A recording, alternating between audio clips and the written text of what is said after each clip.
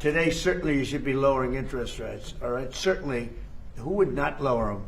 But he's stubborn, and he's got Trump derangement syndrome. But a lot of people have that, you know. It's not a curable disease.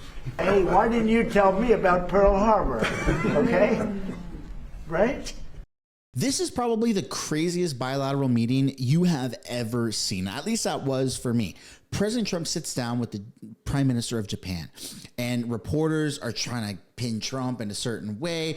Japanese reporters are asking questions. One Japanese reporter asked President Trump, "Why are you not telling everybody what your plan is with Iran?" To which Trump replied, "Why didn't you tell us about Pearl Harbor?" I mean, that's a pretty crazy thing to say, but also it addresses the elephant in the room. Why the hell would Trump release classified information of his plans on what he's going to do with Iran? They talk about that. They talk about oil. They talk about energy. There's a lot to take a look at in this video. Let's start it off with the interpreter relaying the Japanese Prime Minister's message to President Trump. Here we go. Well, thank you very much, everybody. It's great to have you, and we have a very special person, just won a tremendous election in a record-setting fashion, so you have something in common. And I was very proud and honored to endorse the Prime Minister because of the fact that I felt she was really good. I thought she did a fantastic job. I respect her a lot, so I gave her an endorsement.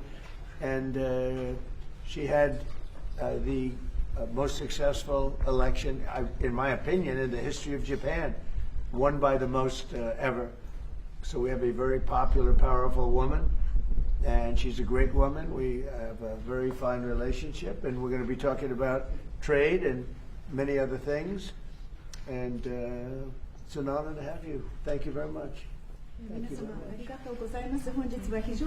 But even against that backdrop, I firmly believe that it is only you, Donald, who can achieve peace across the world. And to do so, I am ready to reach out to many of the partners in the international community to achieve our objective together. So today, I came here at the White House to directly convey this message to you. And speaking of the situation in Iran, Iran's development of nuclear weapons must never be allowed.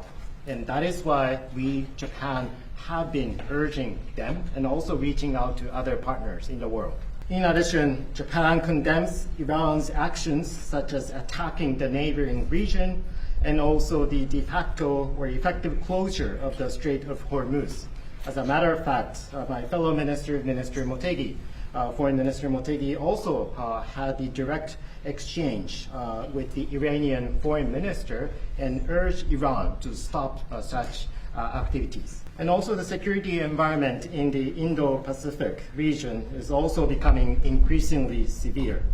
Donald, you have shown deep trust in Japan and also the unwavering commitment to the Japan-US alliance. Once again, thank you very much for that. And today, I look forward to having a discussion on how we can cooperate to make our two nations, both Japan and the United States, stronger and more prosperous. And I also brought specific proposals to calm down the global energy market. So today, I really look forward to having our discussion, particularly focusing on our collaboration in economic security in the important areas such as energy and rare earth minerals. And also, I look forward to discussing with you how we can make our two economies stronger moving forward. Thank you very much. Thank you very much. And you're doing a great job. Again, congratulations on the biggest win in the history of Japan. That's not bad. That's a pretty long history. That's a large nation with a great reputation, but it's a tremendous victory. Congratulations to everybody. Very proud of you. That's a beautiful, heartfelt moment, and it sets a tone for the rest of the interview. Now let's get into what's going on between reporters trying to press Trump on certain questions. Here we go. Do you intend to lift sanctions on Iranian oil, and do you intend to potentially put U.S. troops or more troops in the region? No, I'm not putting troops anywhere. If I were, I certainly wouldn't tell you, but I'm not putting troops, and we will do whatever is necessary to keep the price. The war is almost over. Why is the Pentagon going to ask Congress for an additional $200 billion? Well, we're asking for a lot of reasons beyond even what we're talking about in Iran. This is a very volatile world, and the military equipment, the power of some of this weaponry is unthinkable. You don't even want to know about it. Oh, you could end this thing in 2 seconds if you wanted to, but we are being very judicious. What we want to do, don't forget, Biden gave away, I rebuilt the military in my first term. Biden gave away so stupidly to Afghanistan a lot. He didn't want to move it. He was too lazy, too stupid to move it. But it was a very small amount. It was a lot, but it was very small relative to what I purchased and what I built. We want to have vast amounts of ammunition, which we have right now. We have a lot of ammunition, but it was taken down by giving so much to Ukraine. They gave so much. Biden gave $350 billion worth of cash and military equipment to Ukraine, and he didn't rebuild anything. Fortunately, we have a lot. We have a tremendous, unlimited supply of what you'd call middle and upper middle armaments and military equipment, munitions, armaments, but munitions in particular. At the high end, we have a lot, but we're preserving it. We don't really need it, but we're building. Our manufacturers of military equipment are building at a level they've never seen before. They've never done before. Pete's in charge of it with all of us, really. But Pete's been very strong on it. The general and Pete, myself, the whole group. And Raytheon is building 4 factories. Lockheed is building 5 or 6 factories, and they're building them fast. Because we had a very tough meeting with them. They were going out and buying back stock for $51 billion in one case. They spent $51 billion buying back stock. Now they're not allowed to do that. And they are now building a tremendous, there's never been anything like it, what's taking place right now.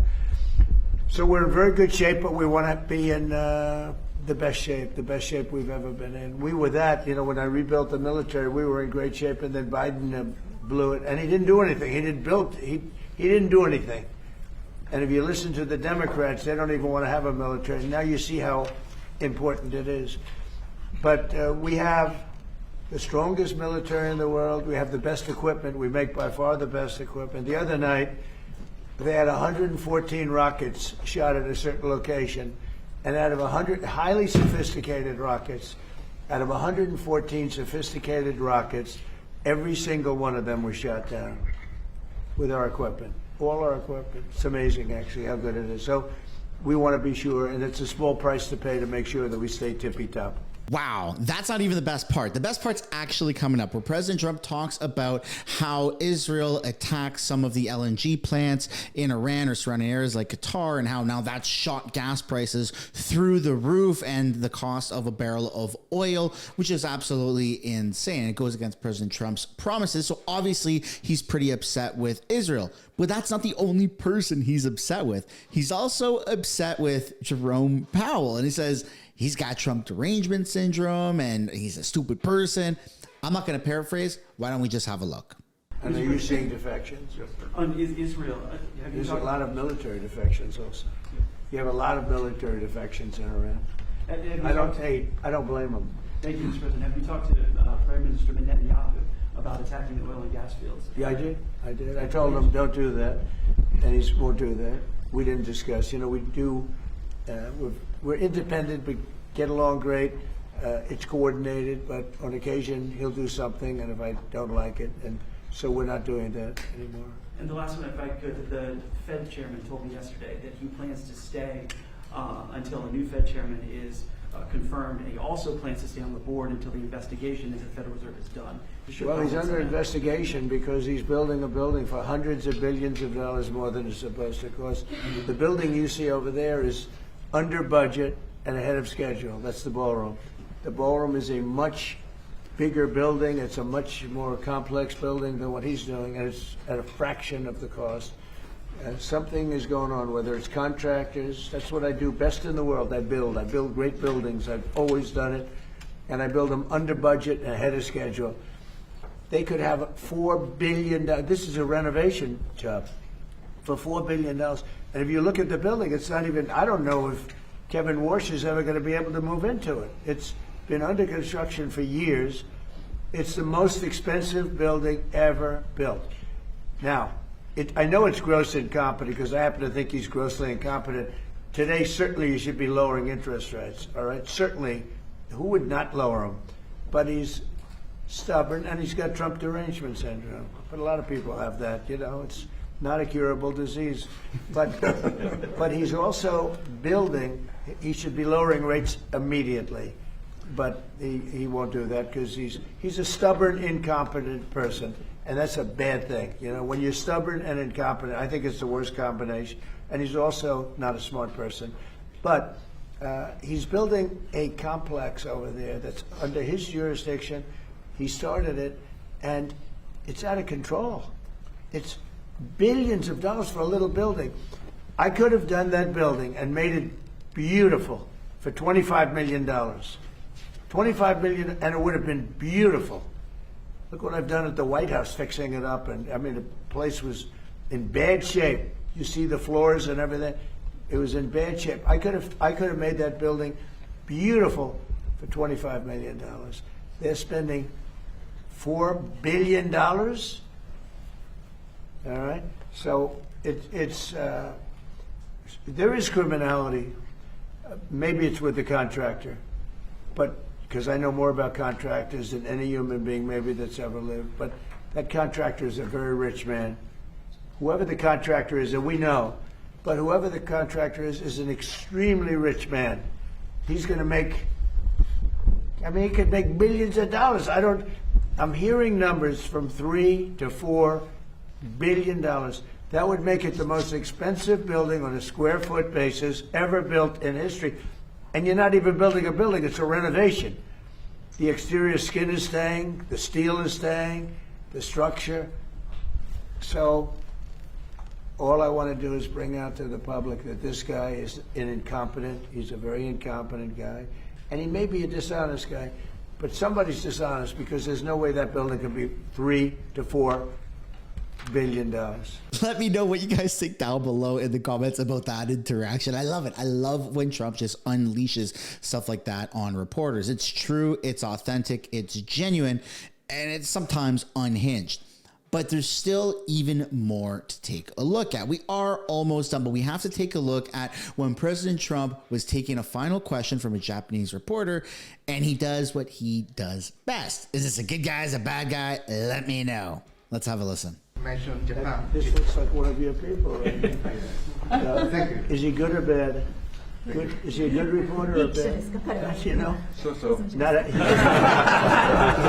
all right, he looks like a nice guy. Go ahead. Mr. President, you just mentioned Japan is stepping up.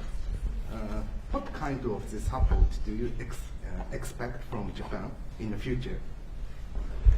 Look, I expect Japan to step up because, you know, we have that kind of relationship. And we step up for Japan. We have 45,000 soldiers in Japan. We spend a lot of money on Japan. So, and we've had that kind of a relationship. So I expect, I'm not surprised that they would step up. We don't need much. We don't need anything. I mean, honestly, we don't need anything from Japan or from anyone else, but I think it's appropriate that people step up. In the case of Japan, I hear they get more than 90% of their oil through the strait. So that's a big reason to step up. I mean, we've demolished, that country is close to demolished. The only thing is the strait. It's very hard. You could take two people and they could drop little bombs in the water and they're holding things up. We don't want that to happen.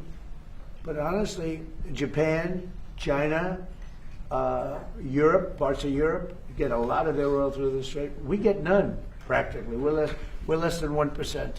We don't have to be any percent. We don't even, I think we do it just to be nice. But we, think of it, we don't use the strait. We're defending the strait for everybody else. And then in the case of NATO, they don't want to help us defend the strait, and they're the ones that need it. But now they're getting much nicer because they're seeing my attitude. They're getting much nicer. But it's, as far as I'm concerned, it's too late. You know, UK wants to send aircraft carriers now. And I said, I want the aircraft carriers before the war. I don't want them after the war is won. They want to send me aircraft carriers after the war is. There's practically nobody to shoot at them. You know, their missile count is down, Pete. Maybe you could discuss it. By about 90-something%. The drones are way down, and the factories are being demolished. Maybe Yes, sir. Our missiles being shot are down over 90% since the beginning. One-way attack drones down 90% since the beginning, which is a reflection of overwhelming firepower. But you mentioned the most important part, Mr. President. Their defense industrial base. If you can't make more of it in the future, then you have a limited supply. And so we're going after all of their defense contractors that make all of their exquisite weapons and ensuring that even if they wanted to rebuild more launchers or more missiles, they couldn't in the future. And that's a level of devastation for their military that they've never seen before. So we have, in literally 2 weeks, we've demolished their Navy, their Air Force. All technology is gone. All communication is gone. And all of the leaders are gone. Other than that, they're doing quite well. Okay, how about one more question for the Prime Minister? Let me pick a beautiful-looking person from Japan. A question for the Prime Minister. Go ahead. Yeah, sure. Oh, he doesn't believe he's beautiful. Oh. He's sounding shy. Go ahead, please. Of course, no, Japan and US are very good friends. But one question, why didn't you tell US allies in Europe and Asia, like Japan, about the war before attacking Iran? So we are very confused about we Japanese citizens. Well, one thing, you don't want to signal too much. You know, when we go in, we went in very hard, and we didn't tell anybody about it because we wanted surprise. Who knows better about surprise than Japan? Okay, why didn't you tell me about Pearl Harbor? Okay, right? You know, he's asking me. Now you believe in surprise, I think much more so than us, and we had to surprise him, and we did. And because of that surprise, we knocked out, the first 2 days, we probably knocked out 50% of what and much more than we anticipated doing. So if I go and tell everybody about it, there's no longer a surprise, right? This is phenomenal because so many major players around the world, so many countries, so many world leaders are coming out of the woodworks, and they're actually starting to appreciate President Trump for the leader that he truly is, not only for the American citizens, but for the entire world. Achieving peace through strength is what President Trump is currently doing. Let me know what your favorite moment of this interview was down below in the comments. Thank you so much for watching. I hope you enjoyed it. If you did, hit the like, subscribe. I'll see you later. Bye for now.